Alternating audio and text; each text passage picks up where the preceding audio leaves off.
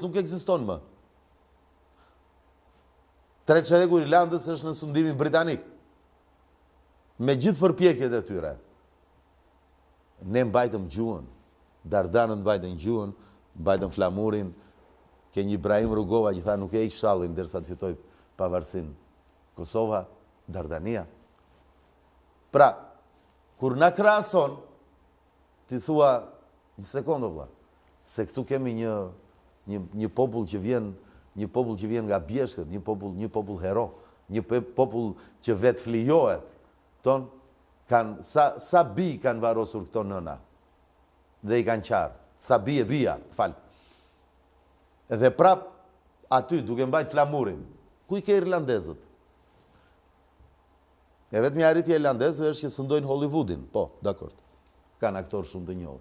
Po ku e ke gjuhën e tyre? Nuk ekziston më. Nuk ekziston, po. Vërtet. Dhe me gjithë ata thonë që jo, we are not British, we are Irish. Pra, nuk jemi britanik, jemi irlandez. Po ku e ke gjuhën? Kurse ne flasim këtë gjuhë. Ato që kemi pas edhe më herët. Po. Atë që kemi pas që nga Zeusi Pelazgi, Dodonës. është e njëjta gjuhë. Orakujt e Dodonës. Po. Që e përmend Homeri. Akili, kur shkon dhe para se të niset për në Troj, lutet tek Zeusi Pelazgjik i Dodonës.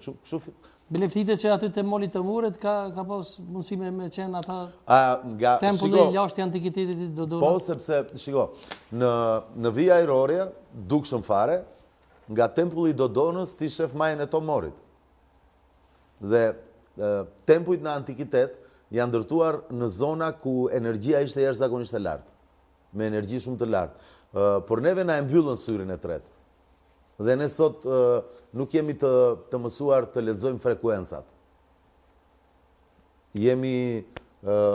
Sot lexojmë librat, shpeshherë të manipuluar të historisë, dhe le pastaj brezi i ri që rritet nuk di asnjë gjë fare, intereson a do të bëj ndonjë nudo në Instagram apo në TikTok që të ketë klikime. Tash do dolmi pse po rrim edhe fakte politika. Domethënë ka e fajson ti kështu si një ose domethënë edhe analist që qenë te emisioni Artur Zhej mikut ta ndodhim ndjes pas që është ka qenë fenomenal. Po, ndjes pas. Njëri.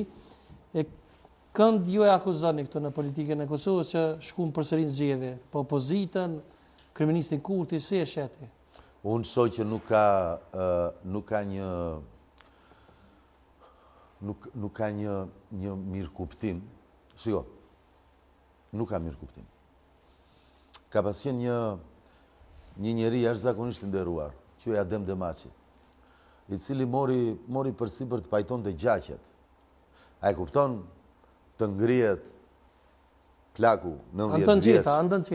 Anton Çeta, fal. Po, Anton Çeta. Të kërkoj ndjes se tash Adem Demaçi. Po, pa problem, s'ka problem. Fal shumë. Po. Lodhja nga rruga, fal shumë. Anton Çeta. Anton Çeta mori përsipër të pajtoj gjaqet. Po. Dhe ngrihej plaku 90 vjeç dhe falte gjakun e djalit apo të nipit. Pse? Me flamur për Shqipërinë. Ju këtu ende, bravo i qoftë. Ju e bëni dasmën me flamur. Unë të pyeta pak më parë, thash, kur po vija në autostradë, të thash, Sadri, është do një fest që nuk e ditë, thash, pse më the, sepse pa shumë makina, thash, që kishin flamurin. Vargi madh makinave, më the, është dasëm lajert. Po të thash, është dasëm. Pra, këtu ende dasma,